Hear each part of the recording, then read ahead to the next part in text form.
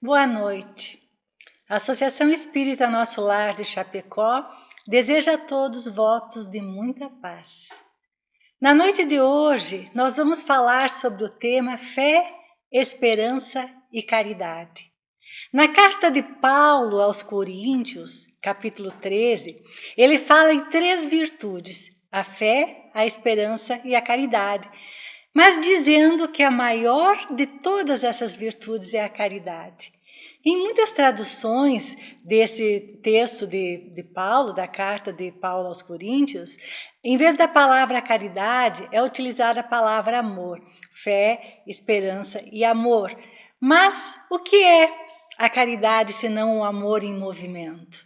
Então vamos ficar com essa tradução, fé, esperança e caridade, que é o que tem mais a ver com a nossa abordagem de hoje. Inclusive porque no Evangelho, segundo o Espiritismo, no capítulo 19, há uma mensagem do Espírito Protetor José, que tem como título A Fé, Mãe da Esperança e da Caridade. Nessa mensagem consta que a esperança e a caridade são corolários da fé, ou seja, formam com esta uma trindade inseparável. Assim, a fé, a esperança e a caridade são virtudes que se complementam, que se completam. E nós nunca estivemos tão necessitados dessas 3 virtudes, como estamos neste momento que a humanidade vem passando. Termos fé, termos esperança e agir com caridade, diante das agruras, das dores, do sofrimento que a humanidade está passando. Todos nós sabemos que são das mais variadas ordens as nossas necessidades, das mais variadas ordens as angústias, mas especialmente diante da doença, diante das dificuldades econômicas, diante das incertezas da vida, é preciso desenvolver essas virtudes. Porque são essas virtudes que nos sustentam, são essas virtudes que nos colocam em condição de enfrentar as dificuldades, superá-las, crescer com elas, aprender com elas. O Espírito José, na sua mensagem, então, no capítulo 19 do Evangelho segundo o Espiritismo, fala sobre a fé nos seguintes termos, dizendo: inspiração divina.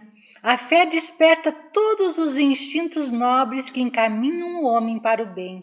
É a base da regeneração. Preciso é, pois, que esta fé seja forte e durável, porquanto se a mais ligeira dúvida abalar, que será do edifício sobre o qual ela construirdes? Essa é a fé que a doutrina espírita propõe. A fé racional, a fé que compreende porque crê, a fé que analisa, que reflete, a fé que vem do fundo do coração, sendo assimilada pela nossa racionalidade, sendo compreendida. E a gente crê porque compreende, e porque compreende e crê, somos submissos àquilo que não podemos mudar e estamos confiantes na providência divina que nos sustenta e nos ampara em todas as dificuldades. Mas o que é a fé? Em acepção geral, podemos dizer que a fé é a confiança que se tem na realização de alguma coisa, a certeza de se atingir um determinado fim. O fato de acreditar que podemos atingir um fim nos dá mais serenidade na nossa busca, nos dá a paciência de esperar, a compreensão de que a nossa convicção auxilia para criar as condições para aquilo que se espera aconteça, é que nos dá, então, essa serenidade, esse equilíbrio, essa certeza. Kardec ressalta que não devemos confundir fé com presunção. A verdadeira fé deve estar junto com a humildade. A verdadeira fé é humilde, assim como são humildes todas as virtudes ensinadas por Jesus. Aquele que tem fé em Deus, tem confiança em Deus e não em si mesmo. Então a fé verdadeira é a confiança em Deus, muito mais do que a confiança em si próprio. A presunção é demonstração de orgulho, e o orgulho é uma grande falta, uma grande falha que precisa ser combatida na humanidade. Quem tem fé confia na providência divina e sabe que Deus, nosso Pai, sempre faz tudo pelo melhor e nunca nos desampara. Mas a fé, ela precisa ser uma atitude ativa. A partir das máximas, pedi e obtereis, buscai e achareis, batei e abrir-se-vos-á.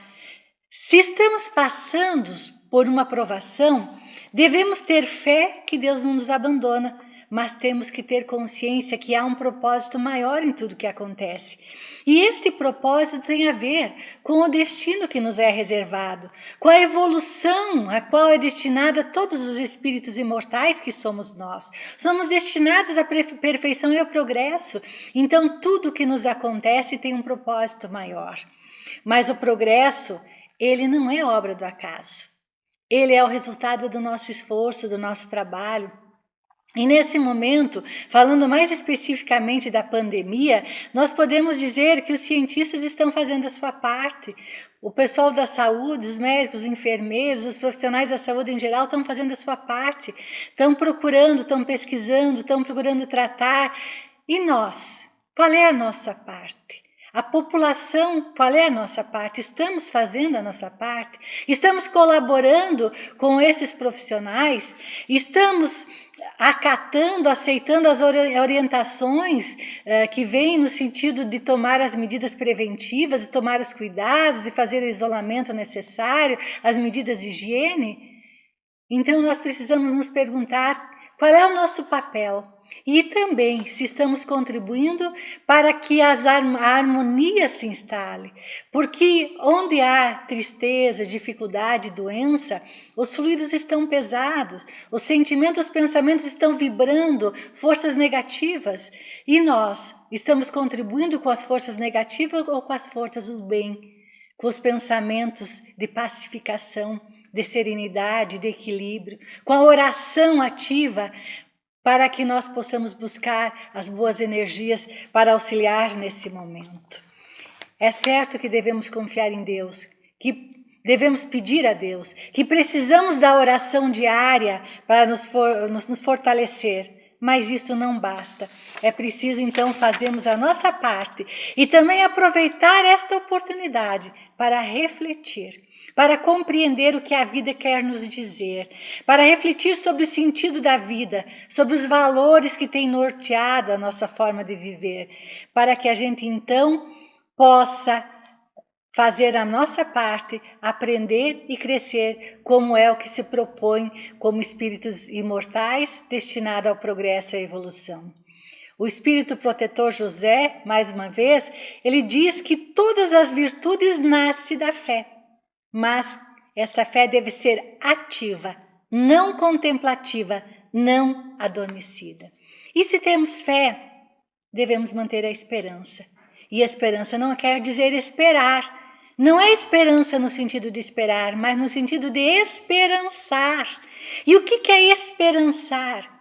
É ir à luta, é buscar alternativas e soluções, é ir adiante, é não desistir.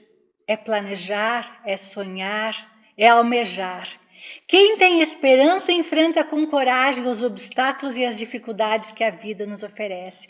Supera o medo, a insegurança, mantém sua expectativa em relação ao futuro, mantendo a sua vibração elevada, a confiança, a elevação de sentimento e de pensamento, para que nós possamos então criar um ambiente propício ao equilíbrio das nossas emoções. Precisamos, então, manter a esperança. E o Espiritismo, que é o Consolador prometido por Jesus, nos traz a esperança.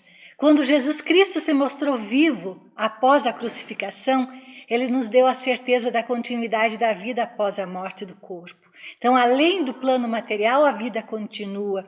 Então, mesmo diante da morte, que é o que mais nos amedronta e mais nos desespera, podemos manter a esperança, porque temos certeza da vida verdadeira que continua, que é a vida espiritual. Graças ao Espiritismo, temos essa confiança da vida que continua além do corpo físico. Sabemos que o espírito sobrevive ao desenlace da matéria. Ele continua vivendo no outro plano, onde ele continua mantendo sua individualidade. Somos espíritos encarnados, Já vivemos outras vezes na matéria e continuaremos voltando à vida terrena tantas vezes quantas forem necessárias, da mesma forma que um aluno retorna ao ano escolar até lograr o aprendizado necessário. E principalmente nós sabemos que os mortos continuam vivendo em outro plano, muitas vezes mais felizes, livres das dores, das agruras que experimentavam, e que os laços de amor se perpetuam pela eternidade. Aqueles que nós amamos, nós sempre reencontraremos em um ou outro plano da vida. Assim, mesmo diante do desaparecimento daqueles que partem pelas fileiras da morte, devemos manter a esperança da vida que continua, a esperança de que faz um sentido viver, a esperança de quem a gente ama, a gente vai reencontrar.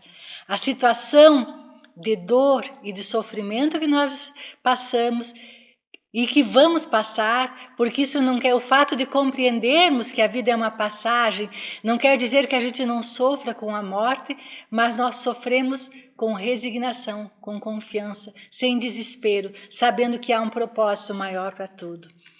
Mas diante da dor, do sofrimento, também somos chamados ao exercício da caridade. E aí vem a terceira virtude, que é a principal de todas. A caridade material se faz necessária. Nesse momento, muitas pessoas precisam do auxílio material. Então, é um tipo de caridade bastante importante, mas não é o principal, porque existe uma outra caridade muito mais difícil, que é a caridade do doar-se, do amor, da compreensão. É a caridade da indulgência com relação ao outro. É aquela caridade de sabermos nós nos suportar um ao outro, aceitar as diferenças, respeitar os pontos de vista diferentes de cada um. É esta caridade que somos chamados, de acolher, de amparar, de aceitar o nosso irmão como é e pacificar os nossos sentimentos, pacificar o mundo ao nosso redor, para que nós possamos ter as vibrações propícias para sairmos desse turbilhinho que estamos vivendo nesse momento de dificuldade. No capítulo 15º do Evangelho segundo o Espiritismo, tem como título Fora da caridade não há salvação. E Kardec ensina que toda a moral de Jesus se resume na caridade e na humildade, isso é, nas duas virtudes contrárias ao egoísmo e ao orgulho. Ele ressalta que Jesus não considera a caridade apenas como uma condição para a salvação, mas a coloca em primeiro lugar, pois é ela que abrange todas as outras virtudes: a humildade, a brandura, a benevolência, a indulgência, a justiça. A caridade é a negação absoluta do orgulho e do egoísmo. Que nós possamos dizer com o apóstolo Paulo: se eu falar a língua dos homens e dos anjos, se tiver o dom da profecia, se conhecer todos os mistérios, se tiver toda a fé possível para transportar montanhas, mas não tiver caridade, nada serei. Entre essas três virtudes, a fé, a esperança e a caridade, a maior delas é a caridade, porque para ter caridade é preciso ter fé, é preciso ter esperança, porque uma coisa complementa a outra. E para encerrarmos, vamos pedir a Deus que no seu amor infinito envolva toda a humanidade, que as suas bênçãos se derramem abundantemente sobre todos os corações, levando a serenidade, levando a paz, levando o equilíbrio das emoções, propiciando que os seres humanos se sintam amparados e tenham esperança e tenham fé e exercitem a caridade para superar os momentos de dificuldade, vencer a morte como Jesus venceu e deixar que a vida triunfe, porque a vida, esta sim, é eterna, é imortal e é sempre uma dádiva. Uma boa noite a todos, muito obrigada.